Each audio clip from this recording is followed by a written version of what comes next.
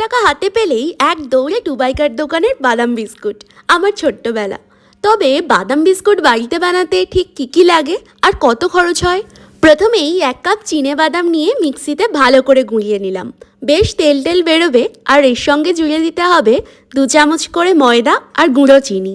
শুকনো উপকরণগুলো বেশ ঝুরঝুরে করে মিশিয়ে নিয়ে এর সঙ্গে 2 চামচ ঘি দিয়ে ভালো করে শক্ত একটা ডো বানিয়ে নেব। তারপর আর কি, হাত দিয়ে গোল পাকিয়ে চেপটে নিলেই হলো, কোনো কুকি কাটারের দরকার নেই। কয়েকটা বাদামকে শিলের উপর রেখে ঘাকতক দিয়েছিলাম। ভয়ে ভয়ে চুপচাপ বিস্কুটের উপর লেপটে গেল। এরপর সবগুলোকে ওভেনের মধ্যে ঢুকিয়ে মিনিট 15 অপেক্ষা।